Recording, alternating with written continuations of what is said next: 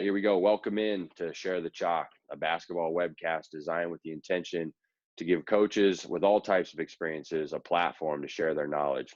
I first just want to start with my goal with beginning this webcast. It was to bring on individuals who I believe are truly adding value to the coaching community and the basketball community. I believe these individuals can truly add value to the lives of other coaches, hopefully helping them learn, grow, improve. I know these individuals have helped me in some way, and I'm really happy to bring on Coach Drew Danielson, head boys basketball coach of Hastings High School. Coach, how are we doing today? Doing good, buddy. Doing good. We appreciate you coming on, and I just want to first start with your journey. Talk a little bit about where you started, where you've been, and where you're at now. Yeah, it's been a heck of a journey. I'm 28 years old, but I feel like I've had a lot of great experiences, and obviously starting the journey from York, Nebraska. Played high school basketball for York. Love the York community. Went on to Hastings College. Had to unfortunately play with a guy who was a lefty who had a great one dribble pull up on the free throw line, but he was pretty good. So played at Hastings College for 2 years there, and then after that second year, I always knew I wanted to be a coach, and just kind of the opportunities kind of presented itself to get away from playing the game of basketball and start my coaching journey. And so after that, got really heavily involved with the Nebraska Select developmental program, which helps high school athletes and coaches in the state of Nebraska, kind of pave their own avenue to go basketball wise. Did a lot of different experiences through them. Had the opportunity to coach, had an opportunity to direct a team, handle parents, handle social media, build a website, do all that stuff. And so that experience was very valuable for me. And then got my first teaching and coaching job when I graduated Hastings College. Got a job at Elkhorn, was teaching elementary PE for a year, and then I was coaching at Elkhorn High School, and then helping with the JV and varsity team as well. Always knew I wanted to be a head coach, and so obviously I was putting the feelers out there after that first year.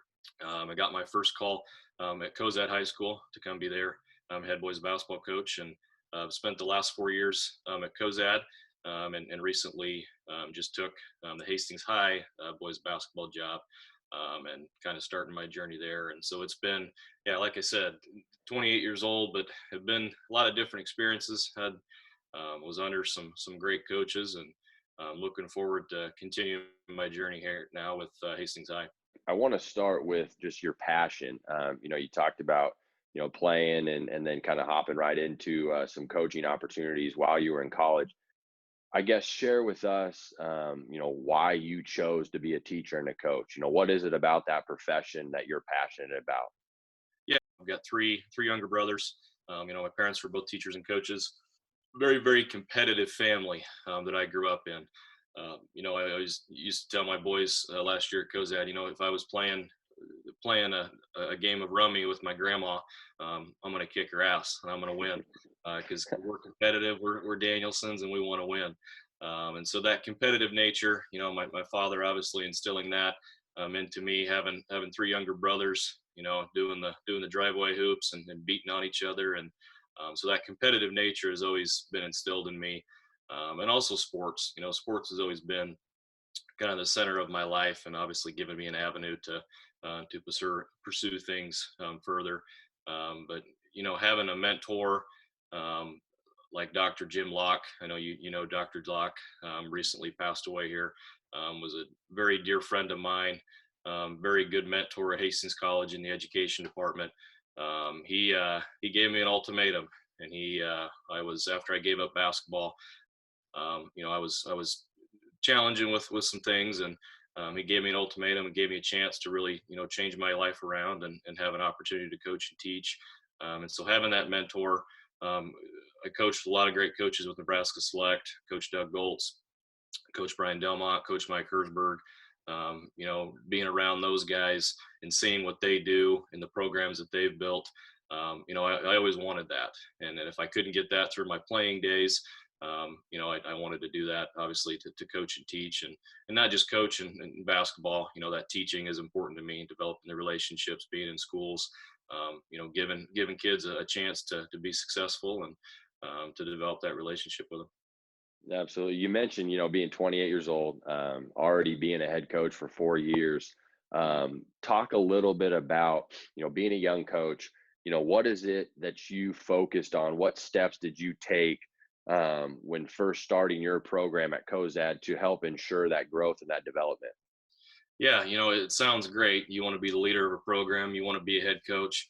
You want to do all these things, and but honestly, it took me a couple years to kind of grasp, what I wanted to do. For me at COZAD, when I took that job, it was a 5-step process. The first step, I wanted to create excitement. I wanted to have an energy in the program. I was stepping into a situation where it was a losing culture. They'd been to the state tournament one time in the last 30 years. A lot of during the 2000 years, a lot of seasons where they didn't even win a game. And so taking over that program, letting the people in the community know that this is going to be different. We're going to create excitement. No matter what the past had said, we were going to have a good energy about us and do that. That complimented me, and it was going to be able to maximize my resources and build the program that I wanted to build. And that I was very thankful to have people in the community that were willing to share my vision. You can find assistant coaches wherever you look. It doesn't have to be the guy who played 4 years at college basketball. After my first year, my second year, I found our JV guy was he ran the food service in the school. Great basketball mind. Nobody ever would have thought of it. Our high school counselor was our freshman coach, and our assistant principal was our volunteer coach. And so not your typical coaching staff, but like I said, you can find assistant coaches. And really for me, it's just about bringing good people into the program, not necessarily, the best basketball minds. But if I can have a good person in my program, I can teach them, what we want to teach the kids. And that third thing was focusing on player buy-in and relationship, not necessarily winning games, but making sure that our kids knew in COZAD that I was there for a reason. I was there to change their life, not only just to come in here and try to win a couple basketball games. Really focusing on who they are as people, diving into their households, and there's a very high poverty level in COZAD, and so just being that mentor role, similar to Dr. Locke was for me, for those kids. And step 4 was communicating that vision that I had for the program to the community. COZAD's a very special community in the fact that if you get the right people behind you, you can be successful. And so, all coaches have great visions as far as what they want to do for their program. But if you don't communicate that to your leaders of your community, to your administrators, to your parents, sometimes it could be miscommunicated as far as what you're trying to do with the program. So that was a big key. And then obviously that 5th and last step was building a solid youth program. And I know that's something we're going to talk about here coming up, but the youth program, that's really where we started in COZAD with building those kids up. My last year, my 4th year, those kids have been through 2 years of our youth development program, and that obviously showed. So that was kind of the 5-step approach I took to it. Obviously learned and adapted every single year to it. It wasn't here's what we're going to do and this is what's going to follow through. It's a nonstop adaptation of your program, and obviously my focus was on the culture first and then the winning game second. And I think that's such an important piece to focus on that culture. Yeah. I've learned from a lot of different people, and they always talk about, or a lot of them talk about, control what you can control, and the winning games will come. Build that culture, have that energy, and the winning of the games, that outcome will take care of itself. One thing that you talk about this 5-step plan. You talk about a very clear plan. I think it's really important if you're taking over a program, or really if you're doing anything, to have a clear vision and a clear plan so you know exactly what you're going after. But I can imagine there were some challenges. Can you talk a little bit about the challenges that you had early on in your career with taking over a program and building the program? Yeah, for sure. It's kind of defining culture 101.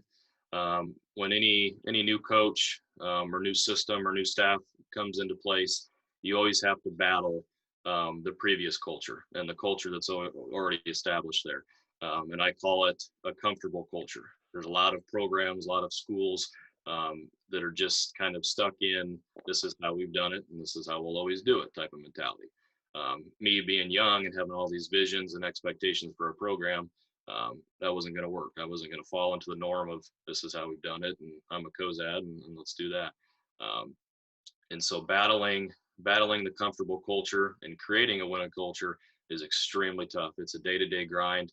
But the most important thing that helped me with that was relationships. You know, I had to develop a positive relationship with every single administrator, with every single youth parent, with every single, you know, leader in the community to get out what I wanted to get out. And so the culture was obviously tough to battle with. You know, and the second thing would be the location, the tradition, the resources. You know, I love the community of COSAD.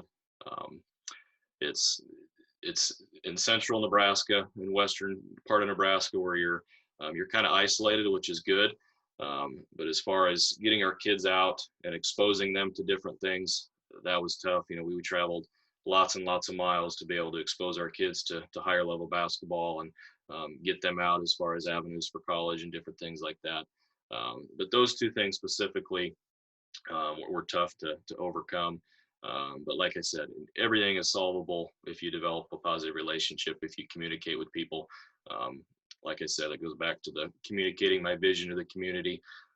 You know, I used to walk around town with my wife, used to take walks, and I just would print flyers out as far as our core values and our mission statement of our program and slip them in people's mailboxes and different things like that. But I think communicating with people, and I think a lot of times people just want to know what you're doing, what you're up to, what's your end result.